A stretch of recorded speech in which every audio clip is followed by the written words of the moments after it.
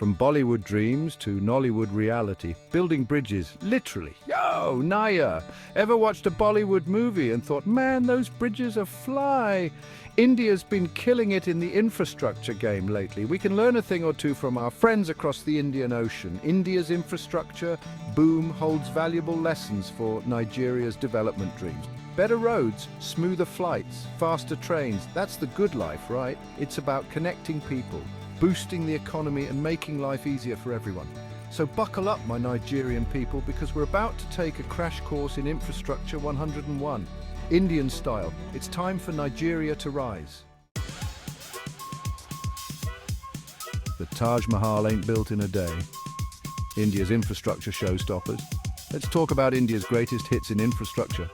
First up, the Golden Quadrilateral Highway Network. It connects all major cities like a superhighway on steroids. Then there's the Delhi Metro, a world-class system. And the Chhatrapati Shivaji Maharaj International Airport in Mumbai. Modern and efficient. These projects are changing the game for India's economy and people's lives.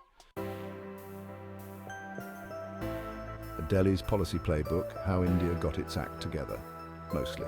Okay, so India didn't just magically wake up one day with fantastic infrastructure. It took planning, commitment, and a whole lot of government action. One key ingredient was the Make in India initiative, which attracted foreign investment and boosted domestic manufacturing. They also streamlined the approval process for infrastructure projects because nobody's got time for bureaucratic nightmares. India also created a dedicated infrastructure fund to finance mega projects because even the best laid plans need some serious cash. They understood that investing in infrastructure wasn't just about spending money, it was about building a brighter future. Now, I know what you're thinking, government efficiency in this economy? But hey, even a broken clock is right twice a day, right? The point is, with the right policies and a commitment to action, even the most bureaucratic of systems can get things done. Section 4. Show me the money. Comparing wallets and strategies. Let's be real, folks. Infrastructure doesn't come cheap. Both India and Nigeria face the challenge of funding these ambitious projects. India's been using a mix of public and private investments, tapping into international funds and issuing bonds. They've gotten creative, exploring public-private partnerships and even crowdfunding for certain projects. Nigeria, on the other hand, has traditionally relied heavily on oil revenue for infrastructure development.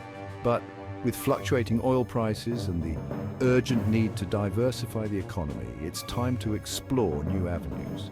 Think of it like this.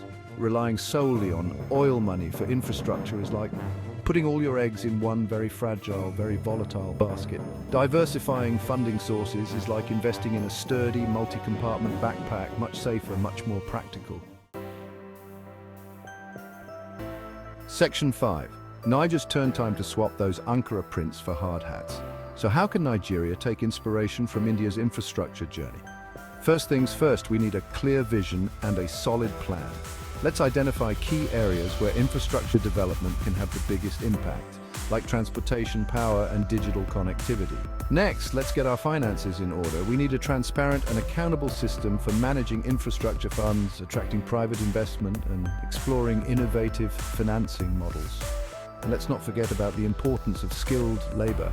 We need to invest in training and education to create a workforce capable of building and maintaining world-class infrastructure. Remember, Rome wasn't built in a day, and neither will a new Nigeria.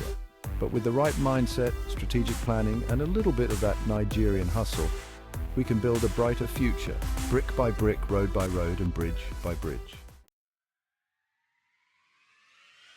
Section 6. Let's get this show on the road and bridges and airports.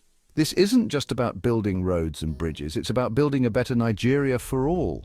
It's about creating jobs, boosting the economy, and improving the lives of everyday Nigerians. It's about unlocking the nation's true potential and taking our rightful place on the global stage.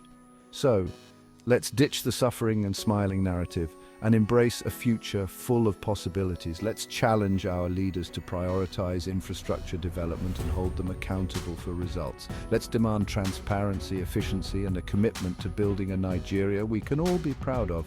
The journey won't be easy, but trust me, the destination will be worth it. So Let's roll up our sleeves, put on our hard hats, and get to work, Nigeria. The future is waiting, and it's time to build it together.